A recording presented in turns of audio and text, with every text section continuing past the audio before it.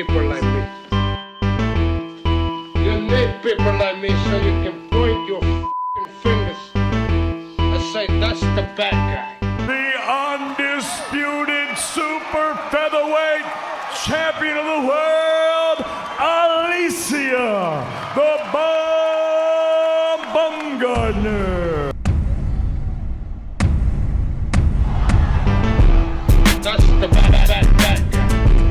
That's the bad guy. That's the bad guy. That's the bad guy.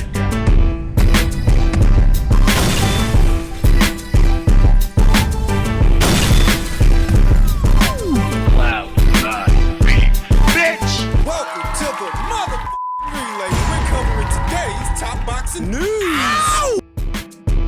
Okay, we'll start with this, the continuation to a story we talked about in my previous video, Alicia Baumgardner's ongoing anti-doping saga, and a second look at Ryan O'Hara's now redacted, revised article on the subject with some corrections. According to a lab report obtained by New York Fights, hair samples were collected from Alicia Baumgardner on October 18th and tested at Kensford Laboratories Limited, a non-WADA accredited lab in Cardiff, Wales, on October 24. Tests were completed on October 26. EIC note, an earlier version of the story contained references to methanolone acetate, that's primobolan, as Baumgardner is insistent that any mention of that substance is immaterial. This version of the story reflects her stance. If it is the way that young Alicia says it is, and she never actually tested positive for primobolan in spite of what previous reports indicated,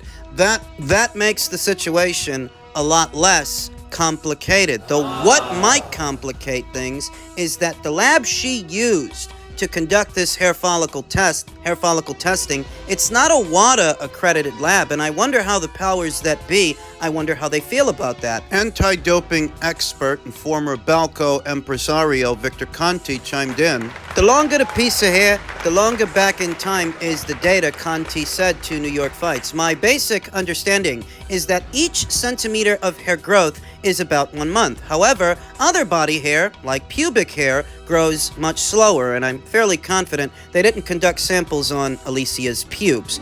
Victor continued, hair testing can be unreliable sometimes for testing for anabolic steroids and other anabolic agents like clenbuterol. Dark hair also has an affinity for certain substances like Clenbo, and light hair would show less, like in the Saul Canelo Alvarez case. Hair is considered a confirmatory sample and not a screening sample. If urine is positive and hair is negative, that is an issue. Hair does not detect recent exposure within the last 2 weeks or more, and if it were only a brief contamination type of exposure, then hair would not detect it. Anabolic steroids are a qualitative test, not a quantitative test. Some possible outcomes: the presiding commission might consider overturning the Alicia Baumgardner win over Linardatu to a no contest and issue a fine coupled with a light suspension. Should they choose to go that route, it would be a significant blow given that Baumgardner's only loss to date came to Linardatu back in July of 2018 when the latter won an 8-round split decision at Davis Arena in Louisville, Kentucky, in an event that was promoted by former two-time heavyweight champion Evander Holyfield. Christina Linardatu's promoter Lou DiBella has complained, since all of this started, that the Michigan Unarmed Combat Commission is moving too slow or not moving at all. We don't know what they're going to do. And it has been months since all of this started. Alicia Baumgardner may have some leverage in that she was born in Ohio but has adopted Detroit as her hometown. Alicia Baumgardner said she pushed for VADA testing for the Linardatu fight, but her request was denied. That has led to talk about accredited labs and the system as a whole, which lacks defined structure and uniformity, and the need to streamline testing so transparency is more assured. The UCC will make the final decision. It may factor in that Baumgardner has advocated for a clean sport in the past. It's interesting that where Alicia Baumgardner, the defending, reigning, undisputed champion, wanted to use VADA, the promotional outfit decided to use drug-free sport instead. An anti-doping agency that normally conducts anti-doping tests in other sports, not necessarily boxing. And to my knowledge, I don't know of any other promotional outfit that enlisted the aid of drug-free sport instead of VADA. It's interesting because if Alicia wanted them to use VADA, why didn't they just use VADA? The UCC will make the final decision. It may factor in that Baumgardner has advocated for a clean sport in the past. They may credit Alicia Baumgardner for going the extra mile to clear her name, interpreting her protestations of innocence as a marker of character, or they may not be as impressed as Alicia is with the 22-page report which she's pitching as documentation testifying to her innocence, with the basic idea here being that hair follicle testing can give you a historical record of what an athlete has been ingesting. And given that Alicia Baumgardner has such a gorgeous, long mane, surely, if she's been doping, it'll show up in the tests. But the tests suggest the opposite. What the hair follicle test shows is that the levels of mysterolone found in Alicia Baumgardner's hair or her body or whatever it is, they are in keeping with normal levels of mysterolone that occur naturally in the body. And as it pertains to the methanolone acetate, otherwise known as primobolan, she says she never actually tested positive for primobolan. That was a mistake. So if it's the way that she says it is, the stigma will still follow her. The stigma is going to be what it's going to be. There will be some who choose to believe Alicia's account of events, and there will be some that won't. There's usually always some that don't. Though if it's any consolation, the fact that the people at New York Fights went as far as redacting their original article to correspond with Alicia's 22-page document and her claims of innocence that she only tested positive for one banned substance, not two. If they were able to stand on business and stand by their original publication, they would have. They didn't, which could mean that there is some legitimacy to Alicia Baumgardner's hair follicle test and her claims that she's innocent. Ultimately, there are some people that are never going to believe her, and there are some that will. Because she's really fucking hot. Thus, I anticipate that at some point in the coming year, she will resume her professional boxing career. The only real question is, will she resume it as a reigning champion or one that has been stripped of all her alphabet titles? Ultimately, we still don't know. And we won't until they make a decision. In other news, you may have heard by now that the WBA is following suit with the WBC. The WBA introduced a new weight division. They've announced that they have introduced a new super cruiserweight division in between 200 and 224 pounds. Deontay Wilder has weighed in inside that limit in 7 of his last 9 fights. I always thought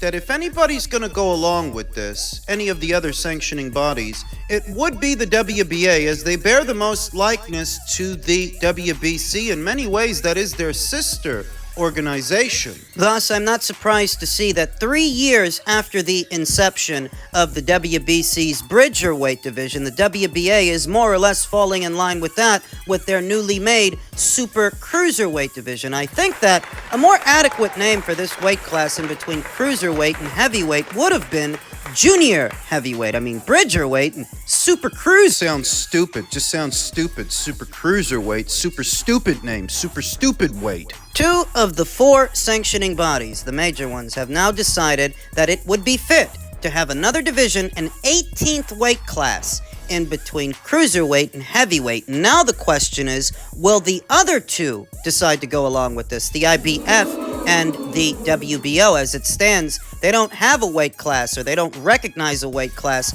in between cruiserweight and heavyweight. That could change in the future. The problem is, no matter how many weight classes the sanctioning bodies, the powers that be, no matter how many of these novel divisions they decide to come up with and how many lanes they decide to carve out, the lifeblood of them, the lifeblood is the money. That's what they're after. You carve out a lane in between cruiserweight and heavyweight and hope to populate it with fighters that are campaigning at or around those weights, crown new champions. What you're in pursuit of, what this is really all about, is being able to charge that many more fighters, that many more sanctioning fees. That's what they're after, because the fighters weren't the ones asking for this. I know of no petition from either cruiserweights or heavyweights for a division in between them. This doesn't appear to have happened at the fighters' request. This is something that the sanctioning bodies decided to do amongst themselves. The WBC got the ball rolling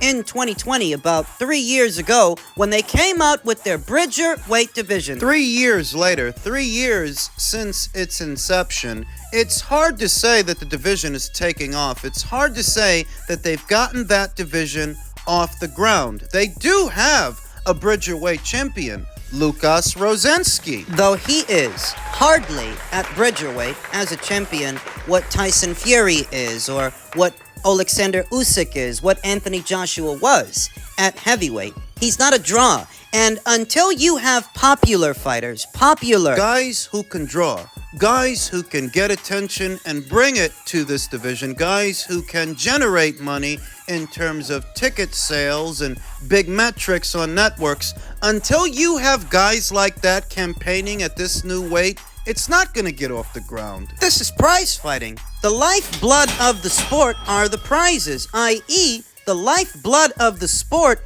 is the money that the fighters can generate with their fights. And if you take a look at the WBA's inaugural Super Cruiserweight rankings, they look a lot like the WBC's Bridgerweight rankings. A lot of unfamiliar fighters, unfamiliar names, and the one or two that are, they're not big draws. They don't generate much. And the fighters, if they have to choose a weight to campaign in, they're going to choose whatever weight gets them the most money. Cruiserweight has more of a profile than this division. Heavyweight has more of a profile than this division. That a fight at cruiserweight or a fight at heavyweight may have more of a profile because more familiar faces and fighters are fighting there, so you have a chance to make more money at those weights than you can in this one, because there are no big draws in this one. Top talent. Guys think they can get somewhere. If they have to choose, they're going to go where the money is. And the guys left at Super Cruiserweight or Super Bridgerweight or whatever it's called, you're going to be left with a lot of C, D, and E level talent. Guys who really couldn't make it as a top level cruiserweight or a top tier heavyweight. That's what you're going to be left with at Super Cruiser or something Bridger. Brigitte Nielsen. The WBC and the WBA jointly have carved out this new lane, but now what they need is a fighter charismatic enough, popular enough to bring attention to it. And finally, as it pertains to this weekend's upcoming fight, the ring return for Ryan Garcia, who's on the bounce. Late yesterday, Oscar De La Hoya tweeted, "I have to say that I'm really concerned about Ryan Garcia's state of mind. Considering his history of mental instability, which he's documented himself, his current erratic behavior shows. He's clearly not focused on Saturday's fight. You won't take my calls. Ryan, I hope you are okay." This tweet has since been deleted. But if it's any testament to what it is Oscar's talking about, consider that this fight was originally billed as a super lightweight contest, a 140-pound contest for what's supposed to be a WBA gold title. The boys are all weighed in, and they weighed in north of super lightweight. We know that Oscar Duarte is not the marquee fighter, the marquee attraction. So if there's been a change to the contracted weight, it's likely to accommodate Ryan Garcia, who couldn't make it. Oscar Duarte is the B-side. We all know that. We all know he doesn't have the leverage to change the contracted weight, but Ryan does. Some feel that all the discord we've been seeing between Ryan and Bernard Hopkins, Ryan and Oscar De La Hoya, it's all manufactured in order to get people talking about the fight and get eyes on the fight. To that, Fight Hub's Marcos Villegas said, "It's a high-level troll if all this beef between Ryan, Oscar, and Bernard was orchestrated to generate interest for the fight, like genius level, but it doesn't seem like it, though." It's not. This has been going on, by my count, for at least 4 years, going all the way back to 2019, when Ryan Garcia was supposed to share the ring with Romero Duno originally, and there were some issues, some problems, and we've been seeing problems fight by fight, ever since. Ryan Garcia's instability and lack of professionalism, all the fights that he's pulled out of. I remember he was supposed to fight Jorge Linares, and I remember he was supposed to fight Jojo Diaz. Those fights obviously didn't happen. The defamatory comments he's made about Oscar and Golden Boy and all of that, and some of the comments they've made about him going against Golden Boy Promotions' wishes and fighting Gervonta Davis on Gervonta Davis's terms against what Golden Boy would have wanted. And if nothing else, the fact that Ryan didn't even make the weight for this thing, even though it was originally billed as a super lightweight contest. There may be something to what Oscar is saying, that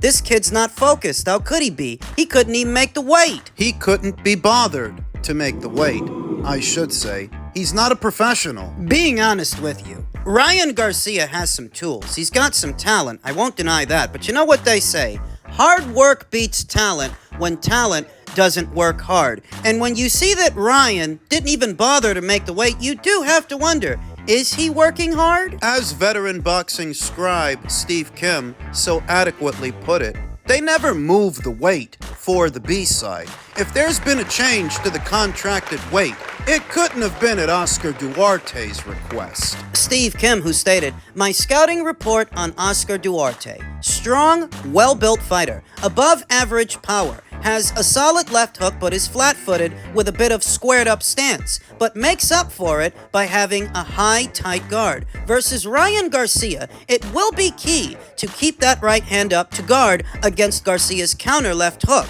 The more he can smother Ryan Garcia, the better for him. He's not nearly as fast as Garcia, but he is physically stronger. He has to find ways to smother him. This is a solid comeback fight for Garcia. Duarte is no pushover." Parting thoughts. I don't trust Ryan Garcia.